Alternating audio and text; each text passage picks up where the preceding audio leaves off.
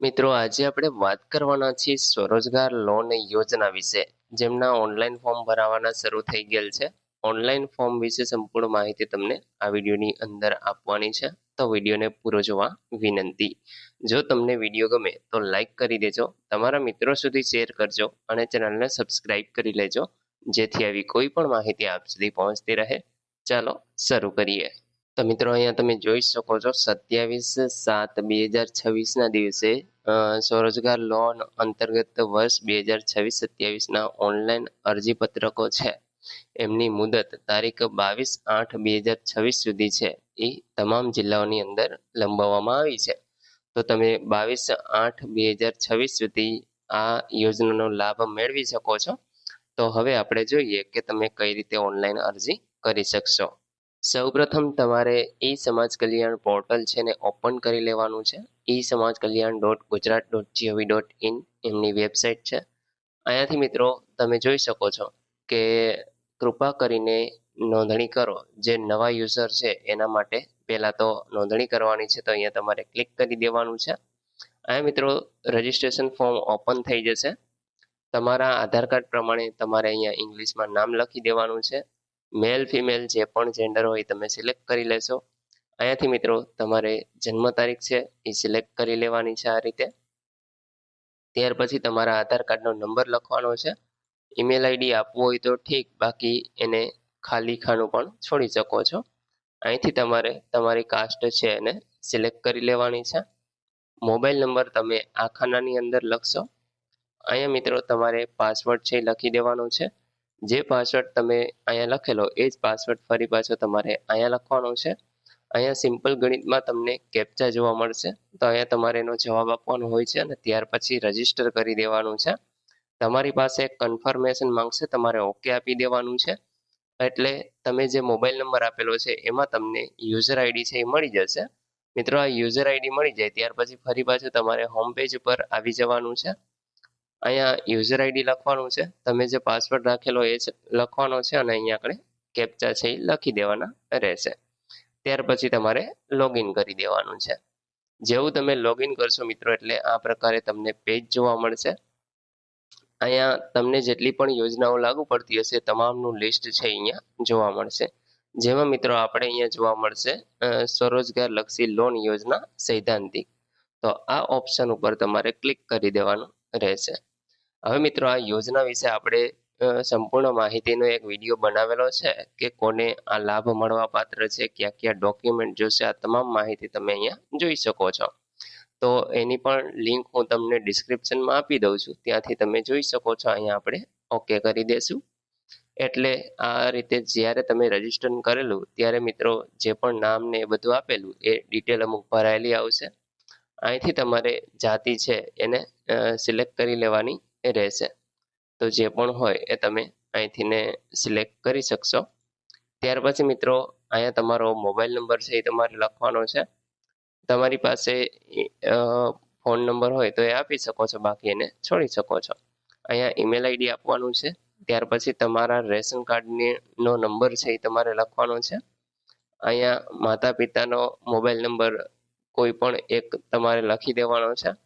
જો તમે દિવ્યાંગ હો તો અહીંયા હા લખવાનું છે અને ન હોય તો ના. દિવ્યાંગ એટલે કે કોઈ શરીરે ખોડખા પણ હોય તો તમે લખી શકશો. ત્યાર પછી મિત્રો અરજદારનું હાલનું સરનામું છે એ તમારે અહીંથી ને જિલ્લો સિલેક્ટ કરી લેવાનો રહેશે. ત્યાર પછી જેવું તમે જિલ્લો સિલેક્ટ કરશો એટલે તમારે તાલુકો છે એ સિલેક્ટ કરવાનો આવશે.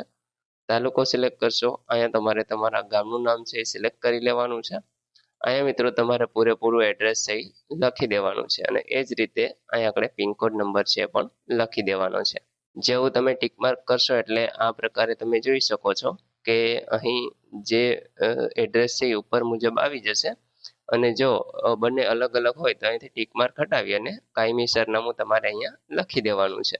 ત્યાર પછી મિત્રો સેવ એન્ડ નેક્સ્ટ કરી દેવાનું રહેશે. જેવું તમે નેક્સ્ટ કરો છો વ્યક્તિગત માહિતી તમને ગ્રીન જોવા મળશે. અરજીની વિગત હવે તમારે ભરવાની છે.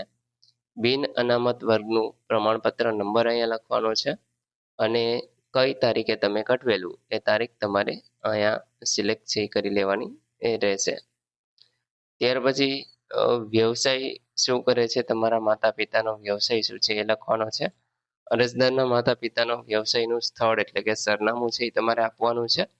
અહીંયા મિત્રો કુટુંબની કુલ વાર્ષિક આવક, આવકના પ્રમાણપત્ર નંબર આવશે, કઈ તારીખે તમે આવકનું પ્રમાણપત્ર કઢવેલું એ પણ અહીંયા તમારે સિલેક્ટ કરવાની છે તારીખ. કુટુંબના વ્યક્તિઓએ આ યોજનાનો લાભ પહેલા મેળવેલ છે કે કેમ એ તમે અહીંયા હા અથવા નામાં જવાબ આપશો.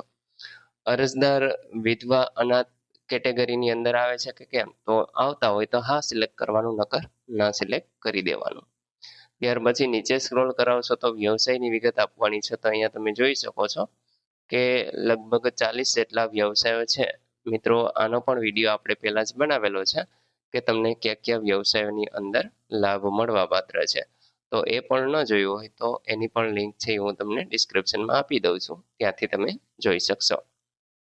મિત્રો અહીંયા મોબાઈલ શોપ છે, સેન્ટિંગ કામના સાધનો, મંડપ ડેકોરેશન, ઘણા બધા છે. સોના ચાંદીનો ધંધો કરતા હોય અથવા તો આઈસ્ક્રીમ પાર્લર તમારે ચાલુ કરવું હોય તો એ પણ તમે કરી શકો છો. ત્યાર પછી વ્યવસાય માટે જરૂરી લોનની રકમ કેટલી, તમને જો લોનની રકમની જરૂર છે, તમારે જેટલી પણ જરૂર હોય એ તમારે અહીંયા લખી દેવાની છે. અરજદાર આ જ હેતુ માટે રાજ્ય સરકારના અન્ય કોઈ બોર્ડ કે નિગમ પાસેથી લોન મેળવેલ છે કે કેમ. જો મેળવેલ હોય તો અહીંયા આપણે રકમની વિગત આપવાની છે, અને એ ન મેળવેલી હોય તો અહીંયા ના સિલેક્ટ કરી દેવાનું છે. એ જ રીતે મિત્રો વ્યવસાય ચલાવવા માટે જરૂરી રજિસ્ટ્રેશન એટલે કે લાયસન્સ તમારી પાસે છે કે નહીં. જો હોય તો તમે અહીંયા લાયસન્સનો નંબર આવશે, અને ન હોય તો ના સિલેક્ટ કરી લેવાનું છે. ત્યાર પછી જે જગ્યાએ વ્યવસાય શરૂ કરવાના હોય એનું સ્થળ એટલે કે એડ્રેસ આવશે. ગ્રામ્ય વિસ્તારની અંદર છે કે શહેરી વિસ્તારની અંદર એ તમારે અહીંયા લખવાનું છે. ત્યાર પછી શૈક્ષણિક લાયકાત મિત્રો અહીંયા તમે જોઈ શકશો કે એ તમારે અભ્યાસની વિગત આપવાની છે. તો તમે જેટલું પણ ભણેલા હો એ વિગત છે એ તમારે આપવાની છે. સામાન્ય પ્રવાહ, વિજ્ઞાન પ્રવાહ જે પણ હોય, બોર્ડ યુનિવર્સિટીનું નામ તમારે આપી દેવાનું છે. કયા વર્ષની અંદર તમે પાસ કરેલું હતું, કુલ ગુણ કેટલા છે, મેળવેલ કુલ ગુણ, અને અહીંયા ટકાવારી આવશે. જો કોઈ માહિતી ખોટી ભરાઈ ગઈ હોય તો તમે અહીંથી ડિલીટ પણ કરી શકો છો. ભરાઈ જાય એટલે મિત્રો અહીંયા સેવ એન્ડ નેક્સ્ટ કરી દેવાનું રહેશે. હવે મિલકતના આધારો અને બેંકની વિગત આપવાની છે, જેમાં મિલકત ધારણ કરનારનું નામ આવશે, એમની સાથે તમારો સંબંધ શું છે આ ખાનામાં લખવાનું છે. મિલકત કઈ છે, જમીન છે, પ્લોટ છે કે પછી મકાન છે. મિલકતનું સરનામું તમારે આપવાનું છે. મિલકતની વેલ્યુએશન રકમ કેટલી છે, સરકાર માન્ય વેલ્યુએશન મુજબનો રિપોર્ટ તમારે અહીંયા આપણે લખવાનો છે એની રકમ. ત્યાર પછી મિત્રો બેંકનું નામ તમારે અહીંથી સિલેક્ટ કરી લેવાનું રહેશે. અહીંયા ખાતાનો નંબર આવશે, શાખા કઈ છે એ આવશે, અને અહીંયા ખાતા નંબર ફરી તમારે 2 વાર લખવાનો છે, કન્ફર્મ કરવાનો રહેશે. આઈએફએસસી કોડ અહીંયા લખી અને સેવ એન્ડ નેક્સ્ટ કરવાનું છે. હવે મિત્રો તમારે ડોક્યુમેન્ટ છે અપલોડ કરવાના છે. સૌપ્રથમ શાળા છોડી એનું પ્રમાણપત્ર અથવા તો જન્મ તારીખનો દાખલો જે પણ હોય એ તમે અપલોડ કરી શકશો.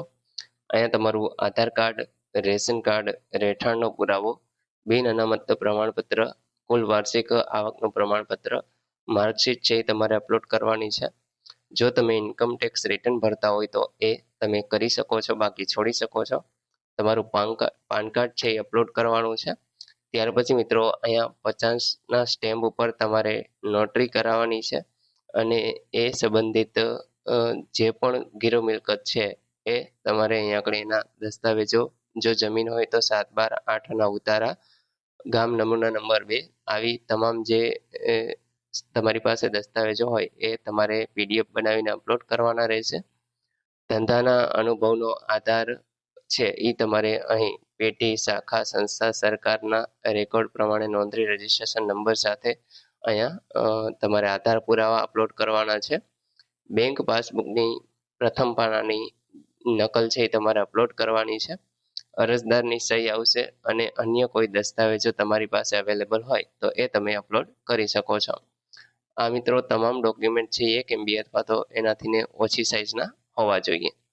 એની સાથે મિત્રો અહીંયા આપણે એક બિડાણ આવશે કે જે આપણે અહીંયા ઓપન કરી લઈએ. પરિશિષ્ટ 1 જે અહીંયા તમે જોઈ શકો છો, પરિશિષ્ટ 1નું અપલોડ કરવાનું છે. તો એ ડોક્યુમેન્ટ કયું છે, તો આમાં મિત્રો તમારે છે એ 50ના સ્ટેમ્પ ઉપર આ જે લખાણ છે આને જ તમારે પ્રિન્ટ કાઢી અને મિલકતદારની સહી અને સાક્ષીની સહી છે એ તમારે લઈ લેવાની છે. બાકી અહીંયા આગળ મિલકત ધરાવનારનું નામ છે એ તમામ વિગતો છે એ ભરી દેવાની રહેશે. ત્યાર પછી મિત્રો આને જ સ્કેન કરીને ફરી પાછું અહીંયા અપલોડ કરી દેવાનું છે સ્ટેમ્પની સાથે. આ તમામ વિગતો અપલોડ થઈ જાય એટલે સેવ એન્ડ નેક્સ્ટ કરવાનું છે. હવે તમારે અહીંયા બાંહેધરી પત્રક છે, આ તમામ બાંહેધરી જે છે એ તમારે એક વખત વાંચી લેવાની છે. અહીંયા એગ્રીના ઓપ્શન ઉપર ક્લિક કરવાનું છે અને સેવ એન્ડ નેક્સ્ટ કરવાનું છે એટલે તમારું ફોર્મ છે એ સફળતાપૂર્વક સબમિટ થઈ જશે. તમારે આમની પ્રિન્ટ મેળવી લેવાની છે. જ્યારે પણ તમને કોલ આવે તમારી લોન મંજૂર થાય અથવા તો કોઈ પણ દસ્તાવેજો બાબતે, ત્યારે તમારે છે એ જે પણ જગ્યાએ કે એ જગ્યાએ જઈ અને તમારે ઘટિત કાર્યવાહી છે એ હાથ ધરવાની રહેશે અને જે પ્રમાણે તમને સૂચના આપવામાં આવે એ પ્રમાણે તમારે કરવાનું છે.